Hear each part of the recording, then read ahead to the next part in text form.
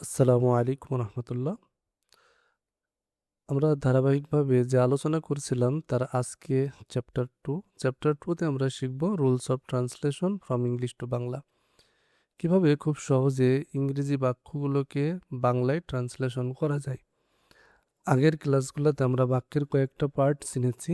মূলত একটা বড় বড় সেন্টেন্স যখন আমাদের সামনে আসবে, আমরা যদি পুরো বাক্যটা ভেঙে ভেঙে অর্থ করতে চাই, সেই সময় আমাদের কাছে বিষয়টা প্রাথমিকভাবে যারা শিখছে তাদের জন্য অনেক জটিল হয়ে যায়। এমনকি আমার দেখা বেশিরভাগ স্টুডেন্টদেরই এই সমস্যা যে তারা নিজের থেকে এই বাক্যগুলোর অর্থ বুঝতে পারে না। তো বাক্যগুলো অর্থ করে পড়তে গেলে আমাদের যে বিষয়টা জানা লাগে সেটা হচ্ছে বাক্যের যে বিভিন্ন অংশগুলো রয়েছে, এই অংশগুলো ভেঙে ভেঙে অনুবাদ করা। তো ভেঙে ভেঙে অনুবাদ করার ক্ষেত্রে আমরা আগের লিসনগুলোতে দেখছি যে কয়েকটা অংশ বাক্যের, যে সাবজেক্ট অফ ভার্ব কি, তারপর ভার্ব কোনগুলো সেগুলোর কি কাজ, অবজেক্ট অফ ভার্ব এই অংশটা কোনটুকু, আর অবজেক্ট অফ প্রিপোজিশন এই অংশটা কি। এই চারটা টপিকস আমরা আগের দুইটা লেসনে দেখছি। যাদের এই বিষয়টা সুন্দরভাবে দেখা নেই তারা চাইলে ওই ভিডিওটা দেখে নিতে পারো, এর আগের দুইটা লেসন। তো এর পাশাপাশি আরও একটা বিষয় সম্পর্কে, এই চারটা বিষয়ের পাশাপাশি আরও একটা বিষয় সম্পর্কে আমাদের ভালোভাবে ধারণা লাগবে বাক্যের এই পার্টটা, সেটা হচ্ছে অ্যাডভার্ব।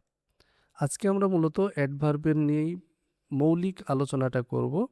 আর এর পরবর্তীতে অ্যাডভার্বের যে বিষয়টা রয়েছে বা বাক্যের এই টোটাল চারটা আর এই একটা পাঁচটা, এই পাঁচটা পার্টগুলো ভেঙে ভেঙে আমরা অর্থ করার বিষয়টা শিখব। তো অ্যাডভার্ব, অ্যাডভার্ব মূলত কি? অ্যাডভার্ব হচ্ছে একটা ভার্ব। এই ভার্বের কাজ, ভার্বকে যখন আমরা প্রশ্ন করব যে এই কাজটা কখন ঘটে, কোথায় ঘটে, কিভাবে ঘটে বা কেন ঘটে, এই চারটা প্রশ্ন দ্বারা আমরা যে শব্দ পাবো, যে ওয়ার্ডটা পাবো সেটা অ্যাডভার্ব হবে, যে ফ্রেজটা পাবো সেটা অ্যাডভার্বিয়াল ফ্রেজ হবে, অথবা যে ক্লজটা পাবো সেটা অ্যাডভার্বিয়াল ক্লজ হবে। এর আগে আমরা বলছি বাক্যের অংশ তিন ধরনের হয়। কিছু অংশ থাকে ওয়ার্ড আকারে, কিছু থাকে ফ্রেজ আকারে, আর কিছু থাকে ক্লজ আকারে। তাহলে অ্যাডভার্ব সম্পর্কে আমরা কি বুঝলাম? কোনো ভার্বকে কখন দ্বারা প্রশ্ন করে একটা ওয়ার্ড পেলে সেটা অ্যাডভার্ব, কখন, কোথায়, কিভাবে, কেন, এই চারটা প্রশ্ন করে যদি আমরা একটা ওয়ার্ড পাই সেটা একটা অ্যাডভার্ব হবে। যদি আমরা কোনো শব্দের গুচ্ছ পাই সেটাও অ্যাডভার্ব হবে। যদি কোনো বাক্যাংশ পাই বা ক্লজ পাই সেটাও কি হবে? অ্যাডভার্ব হবে। আচ্ছা, তাহলে এই বিষয়টা আমরা আরেকটু দেখি। যেমন সি, এই সিটা তোমরা জানো এই বাক্যের সাবজেক্ট, আর লেফট হচ্ছে ভার্ব, লেফট মানে ত্যাগ করা, আর দ্য রুম হচ্ছে এই ভার্বের অবজেক্ট। কি ত্যাগ করলো? The room. তাহলে এখানে আরেকটা শব্দ আছে কোয়াইটলি। এই কোয়াইটলি এই শব্দটা কি? কোয়াইটলি হচ্ছে লেফট, সে ত্যাগ করলো। আমি যদি প্রশ্ন করি কিভাবে ত্যাগ করলো, কিভাবে, হাউ, তাহলে এই যে হাউ প্রশ্নটা যখন আমরা করছি যে ভার্বের কাজটা কিভাবে হলো, তখন আমরা সেটা পেয়ে যাচ্ছি কোয়াইটলি। কোয়াইটলি খুব নীরবে, খুব নীরবে। আবার he runs quickly to catch the bus, তাহলে হি হচ্ছে সাবজেক্ট, রানস দৌড়ানো এটা হচ্ছে ভার্ব। তো এই দৌড়ানো কাজটা কিভাবে হয়? কুইকলি, দ্রুততার সাথে। তাহলে আমি যদি বলি যে সে কেন দৌড়িয়েছিল, টু ক্যাচ দ্য বাস, এটাও অ্যাডভার্বিয়াল ফ্রেজ।